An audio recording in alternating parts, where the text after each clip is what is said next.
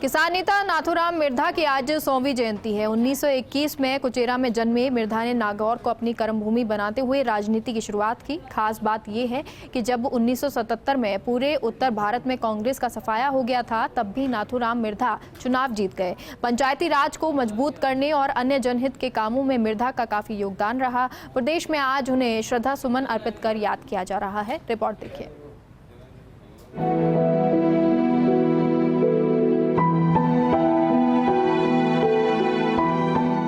राजस्थान की सियासत के पुरोधा के रूप में नाथूराम मिर्धा को जाना जाता है। उन्हें प्यार से लोग बाबा के नाम से भी पुकारते हैं। वो वाकई में जननेता थे। जब वो चलते थे तो जनता का सैलाब उनके साथ चलता था।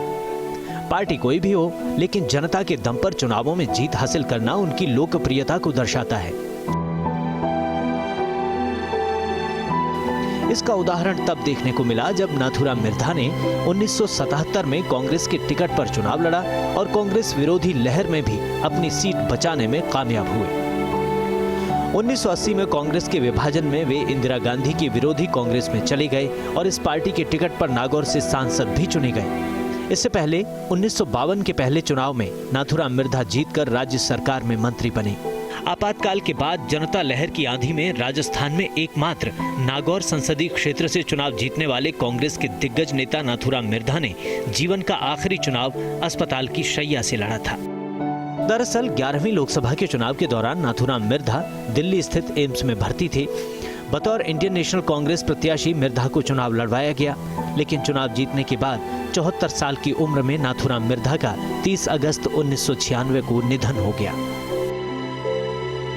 नाथूराम मिर्धा का जन्म 20 अक्टूबर 1921 को नागौर जिले के कुचेरा कस्बे में हुआ। उनके पिता का नाम थानाराम मिर्धा था, जो तत्कालीन स्टेट में कर्मचारी थे। मिर्धा ने जोधपुर के दरबार स्कूल से 10वीं फर्स्ट डिवीजन से पास की। उन्होंने इकोनॉमिक्स में एमए किया, जबकि 1944 में वकालत की डिग्री हासिल की। 1946 में उन्होंने वकालत शुरू की। 1947 में देश आजाद हुआ और वे जोधपुर में किसान सभा में शामिल हुए। 1952 से लेकर 1967 तक के आम चुनाव में लोकसभा और राज्यों की विधानसभाओं के चुनाव एक साथ संपन्न हुए थे। चौथी लोकसभा का कार्यकाल 1967 से 1972 तक था। इस दौरान 1969 में कांग्रेस का विभाजन हुआ और तत्कालीन राजनीतिक परिस्थितियों के मद्देनजर दिसंबर 1970 में लोकसभा भंग की गई। 1971 में पहली बार मध्यावधि चुनाव हुए। नाथूराम मिर्धा ने पहली बार 5वीं लोकसभा के चुनाव में स्वतंत्र पार्टी के नंद कुमार को पराजित किया। संयोगवश 5वीं लोकसभा का कार्यकाल 1976 में समाप्त होना था। जून 1975 में आपातकाल की घोषणा के बाद संविधान संशोधन करके लोकसभा की अवधि बढ़ाई गई और जनवरी 1977 में 6वीं लोकसभा के चुनाव में नाथूराम मिर्धा ने नागौर सीट पर कांग्रेस का कब्जा बरकरार रखा। 1996 में अपने जीवन काल के अंत तक वो सांसद रहे।